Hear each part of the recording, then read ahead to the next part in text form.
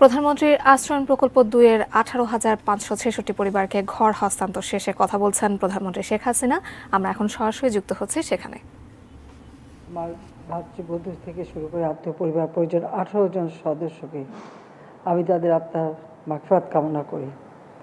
ছোট বোন রেহানার আমি বিদেশে ছিলাম, বেঁচে গিয়েছিলাম, কিন্তু সে বাচ্চা বোধ হয় জীবনের থেকেও কষ্টকর, কঠিন ছিল।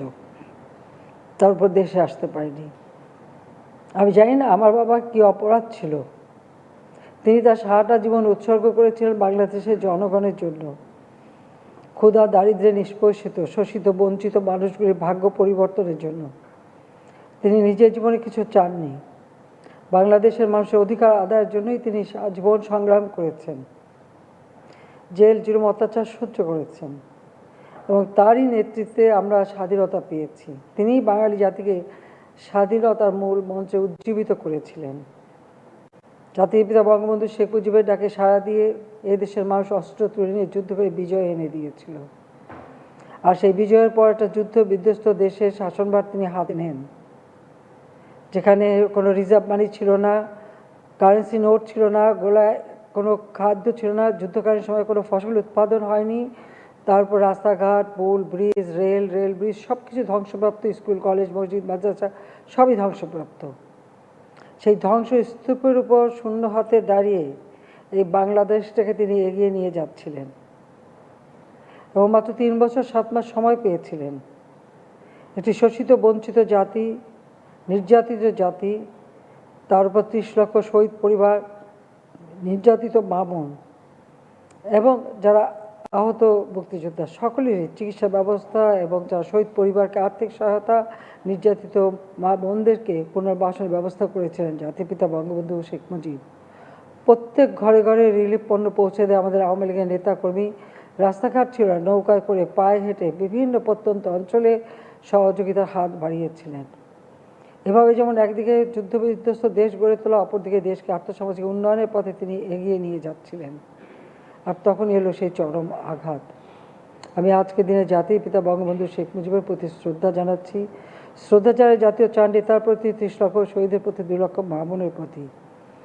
মহান আত্মত্যাগের মধ্য দিয়ে আমরা স্বাধীনতা পেয়েছিলাম, কিন্তু সেই স্বাধীনতার সব সুফল মানুষের দ্বারে পৌঁছাবার পূর্বেই 15ই আগস্ট জাতির পিতাকে হত্যা করে ভাবে সংবিধান লঙ্ঘনকারী ক্ষমতাসীনরা এদেশের মানুষের ভাগ্য নিয়ে ছিনিমিনি খেলতেই ব্যস্ত ছিল। 21 বছর পর আওয়ামী লীগ সরকারে আসে। আমরা এসে জনগণের সেবক হিসেবে আমাদের যাত্রা শুরু করি। তখন থেকেই আমি উদ্যোগ নিয়েছিলাম যে ভূমিহীন মানুষদের জন্য আমরা যা পারি, তখন আর্থিক অবস্থা বাংলাদেশের খুবই খারাপ ছিল, তার মধ্যেও ভূমিহীন মানুষকে ঘর তৈরি করে দেওয়ার জন্য আশ্রয়ণ প্রকল্প নামে একটি প্রকল্প নিয়ে আমরা ঘর বানাতে শুরু করি। 97 সালে ঘূর্ণিঝড়ে যারা ক্ষতিগ্রস্ত, সেই প্রথম আমরা এটা সেন্ট মার্টিন দ্বীপে আমি 70টা পরিবার পেয়েছিলাম, তাদেরকে প্রথম ঘর করে দিই। এবং ঘরগুলি যেহেতু জায়গার খুব অভাব ছিল, আমরা ব্যারাক হাউস করে প্রত্যেকে একটা ভালো প্রশস্ত কামরা এবং তাদের জন্য ল্যাট্রিনের ব্যবস্থা, অন্যান্য ব্যবস্থা করে দিয়েছিলাম। আর সেইভাবেই যাত্রা শুরু আশ্রয়ণ প্রকল্পের।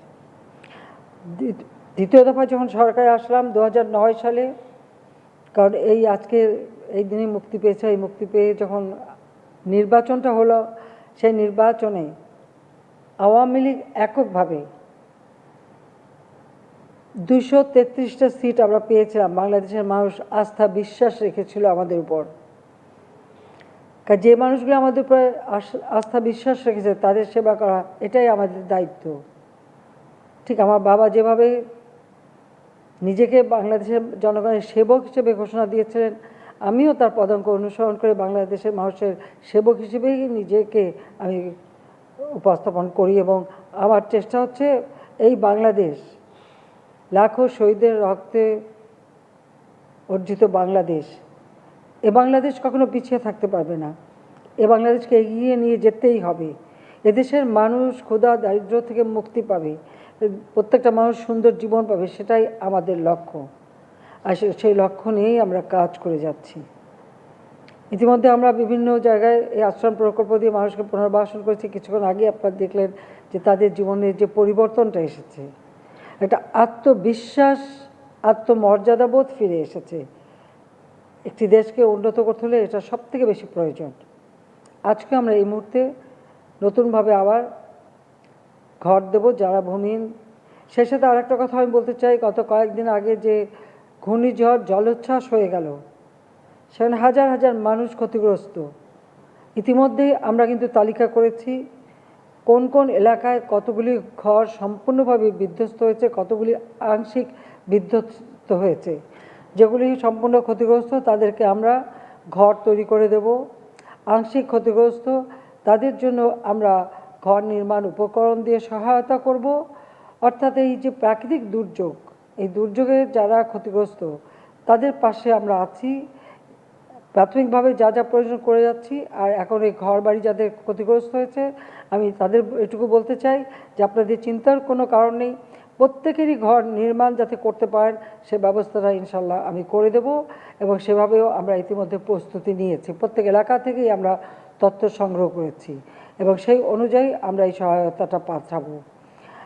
আমাদের এই ঝড় জলোচ্ছ্বাস, ঘূর্ণিঝড়, বন্যা, নদী ভাঙন এ নিয়েই তো আমাদের বাঁচতে হবে, কিন্তু আমাদের দেশের মানুষের ক্ষতি যাতে কম হয় সেদিকে আমাদের বিশেষভাবে দৃষ্টি দিতে হবে, সেদিকেই আমরা লক্ষ্য রাখছি।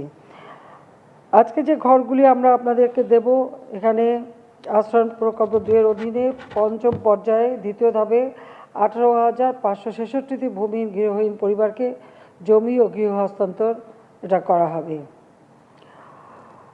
সেখানে আমাদের বিভিন্ন অঞ্চল থেকে, সব জায়গায় আমি হয়তো কথা বলতে পারবো না, কয়েকটি জায়গার সাথে আমি যুক্ত হব। তো যারা ঘর পাচ্ছেন তাদের আমি অভিনন্দন জানাই। আর সেই সাথে আমি আরেকটা কথা বলবো, সেটা হলো যে ঘরগুলো আমরা করে দিচ্ছি এটা কিন্তু আমার আপনার সম্পত্তি, যে পাবেন, যে নিচ্ছেন, যে পাচ্ছেন আপনার নিজের সম্পত্তি। কাজে এটাকে রক্ষণাবেক্ষণ, এটাকে শুদ্ধভাবে রাখা, এটা যত্ন নেওয়া এটা আপনার দায়িত্ব।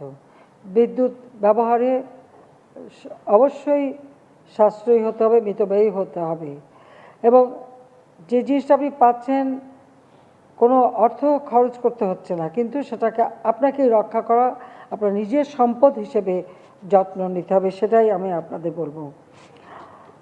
আমরা যারা বিভিন্ন সময় নদী ভাঙ্গা ক্ষতিগ্রস্ত তাদেরকেও আমরা সহযোগিতা করে যাচ্ছি, সহযোগিতা করে যাব। কারণ আমাদের সকলের এটাই লক্ষ্য যে জাতির পিতা যে জাতির জন্য এভাবে জীবন দিয়ে গেছেন তার আকাঙ্ক্ষা পূর্ণ করাটাই আমাদের কাজ। তিনি সেই লক্ষ্মীপুর, এখন সেটা একসময় নোয়াখালীর অংশ ছিল, পরে লক্ষ্মীপুর জেলা হয়। আপনারা জানেন যে বঙ্গবন্ধু শেখ মুজিব স্বাধীনতার পর আমাদের যতগুলি মহাকুমা ছিল সব মহাকুমাগুলিকে জেলায় তিনি উন্নত করে দিয়ে যান, যে কারণে লক্ষ্মীপুর জেলা, আর ওই লক্ষ্মীপুর জেলার রামগতি উপজেলার চরপোড়াগাছা, সেখানে কিন্তু প্রথম তিনি গুচ্ছগ্রাম পরিকল্পনা নেন এবং সেখানে ঘর তৈরি করে দেন। এবং ওই সব অঞ্চলে অনেক চর ছিল, সেই জায়গাগুলি তিনি খাস জমিগুলি মানুষের মাঝে বিতরণ করেন এবং তিনি সকলের জমির একটা সিলিং ঠিক করে দেন। এর অতিরিক্ত জমি যা থাকবে খাস জমি করে সেগুলি মানুষের মাঝে, ভূমিহীন গৃহহীন এবং তাদের মাঝে বিতরণ করবেন, সেই ব্যবস্থাটাও তিনি নিয়েছিলেন। কাজে আজকে আমরা তার সেই পদাঙ্ক অনুসরণ করেই পদক্ষেপ নিচ্ছি যে কীভাবে আমরা এদেশের মানুষের ঘর বাড়ি তৈরি করে দিয়ে মানুষের জীবন মান উন্নত করতে পারি। আমাদের গৃহীত নানা প্রোগ্রাম যেগুলি আমরা করে যাচ্ছি সামাজিক উন্নয়নের জন্য, এর শুভ ফলটা কিন্তু সাধারণ মানুষ পেতে শুরু করেছে। প্রত্যেকটা গ্রামকে আমরা নাগরিক সুবিধায় নিয়ে আসব, প্রত্যেকটা গ্রামের মানুষ নাগরিক সুবিধা পাবে, আমরা সেই নাগরিক সুবিধাও নিশ্চিত করে যাচ্ছি। পাশাপাশি রাস্তাঘাট, পুল ব্রিজে উন্নয়ন করা, ঘরে ঘরে বিদ্যুৎ দেওয়া, সোলার প্যানেল দেওয়া এবং সেই সাথে দেশের মানুষের অন্ন, বস্ত্র, বাসস্থান, চিকিৎসা, শিক্ষা, যেটা আমাদের সংবিধানে, যে সংবিধান জাতিপিতা বঙ্গবন্ধু শেখ মুজিব স্বাধীনতার পর মাত্র 9 মাসের মধ্যে প্রণয়ন করেন, 10 মাসের মধ্যে সেটা আমরা গ্রহণ করি। কাজে সেই সংবিধানের নির্দেশ অনুযায়ী কিন্তু আমরা মানুষের এই মৌলিক চাহিদাগুলি পূরণ করবার পদক্ষেপ নিয়েছি, যার শুভফল দেশবাসী আজকে পেতে শুরু করেছে। আমি জানি কোভিড-19 মহামারী এবং ইউক্রেনে আসা যুদ্ধ, গাজায় সেই ইসরায়েলের গণহত্যার কারণে সারা বিশ্বব্যাপী অর্থনৈতিক মন্দা চলছে, মূল্যস্ফীতি বেড়েছে। তারপরেও আমরা আমাদের খাদ্য উৎপাদন যাতে অব্যাহত থাকে, কৃষির জন্য যত রকমের সহযোগিতা দরকার, প্রণোদনা দরকার, ভর্তুকি দরকার, সবই আমরা দিয়ে যাচ্ছি। মানুষের প্রত্যেকটা চাহিদা যাতে যথাযথভাবে মেটে তার ব্যবস্থা করছি। চিকিৎসা সেবা মানুষের দোরগোড়ায় পৌঁছে দেওয়ার জন্য কমিউনিটি ক্লিনিক করে 30 প্রকার ঔষধ দিয়ে যাচ্ছি। ছেলে মেয়েদের পড়াশোনায় বিনা পয়সায় মাধ্যমিক পর্যন্ত বই দিচ্ছি। আমরা ছেলে মেয়েদেরকে উপবৃত্তি দিচ্ছি, বৃত্তি দিচ্ছি, উচ্চশিক্ষার জন্য বৃত্তি দেওয়া হচ্ছে। কোনো মতেই বাংলাদেশের জনগণ কোথাও থেকে পিছিয়ে থাকবে না, সেটাই আমাদের কথা। ডিজিটাল বাংলাদেশ গড়ে তুলব কথা দিয়েছিলাম, আজকের বাংলাদেশ ডিজিটাল বাংলাদেশ। 2008-এর নির্বাচনে আমাদের যে নির্বাচন ইশতেহার ছিল বলে আমরা যেটা ঘোষণা দিয়েছিলাম, সে 2021 সালের মধ্যে 20 সালে জাতির পিতার জন্ম শতবার্ষিকী এবং 2021 সালে স্বাধীনতার সুবর্ণ জয়ন্তী আমরা উদযাপন করব। সেখানে বাংলাদেশটা যে বদলে যাওয়া বাংলাদেশ রূপকল্প 2021 আমরা ঘোষণা দিই। আজকে তা আমরা বাস্তবায়ন করেছি। এখন আমরা উন্নয়নশীল দেশের মর্যাদাও পেয়েছি। 2026 সাল থেকে যাত্রা শুরু হবে, তার প্রস্তুতিও আমরা নিচ্ছি। দারিদ্রের হার আমরা কমিয়েছি, যেটা 41 ভাগ ছিল 18.7 ভাগে নামিয়ে এনেছি। হতদরিদ্র 25 ভাগ থেকে 5.6 ভাগে আমরা নামিয়ে আনতে সক্ষম হয়েছি। খাদ্য উৎপাদন আমরা বৃদ্ধি করেছি, খাদ্য পুষ্টি নিশ্চয়তার ব্যবস্থা আমরা নিয়েছি। তবে সেই ক্ষেত্রে আমার অনুরোধ থাকবে আপনাদের কাছে, যাদের জমি আছে, এটা আপনারা যারা শুধু ভূমির গৃহহীন তা না, যারা ভূমি নাই তাদের তো জমি আমরা যেখানে যেখানে জমি পাওয়া যাচ্ছে সেখানে আমরা জমি দিচ্ছি।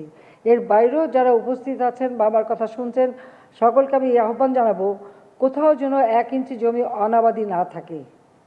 অনাবাদি জমিগুলি চাষের আওতায় আনা, যে যা পারেন উৎপাদন করা। জলাশয় থাকলে সেখানে মাছের চাষ, জমি থাকলে ফসলের চাষ, ভিটি থাকলে সেখানে গাছ লাগান, অর্থাৎ যে যতটুকু পারেন উৎপাদন করেন।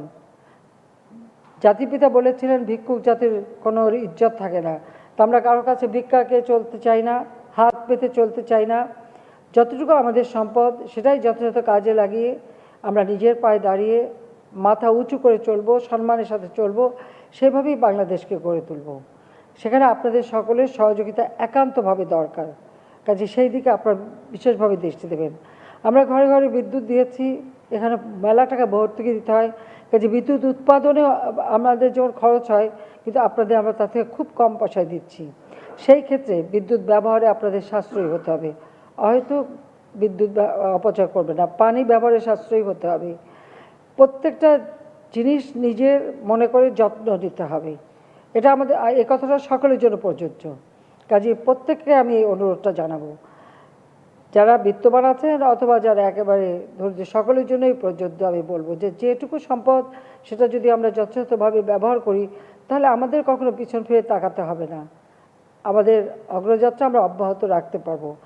আজকে আমি যে জায়গাগুলি এখন আমরা ঘোষণা দিচ্ছি, যেখানে সম্পূর্ণ নতুন সম্পূর্ণ ভূমির গৃহহীন মুক্ত 70টি জেলা, যে জেলায় যে সমস্ত এলাকায় আমরা ঘর দেব, সেই নামগুলি আমি এখন ঘোষণা দেব। আজকে যেগুলি দিচ্ছে এটা সেই নাম 70টা। এখানে ঢাকা, ধামরাই, গোপালগঞ্জ সদর, শরীয়তপুর, নড়িয়া, জাজিরা, ফরিদপুরের সদরপুর, নেত্রকোনা, খালিয়াজুড়ি,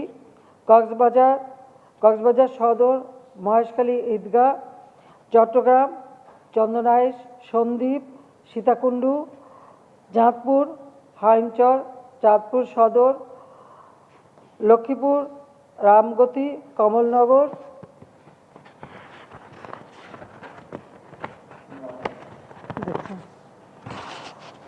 নোয়াখালী, হাতিয়া, কোম্পানিগঞ্জ, সুবর্ণচর, কুমিল্লা, আদর্শ সদর, মুরাদনগর, ফেনী, সোনাগাজী,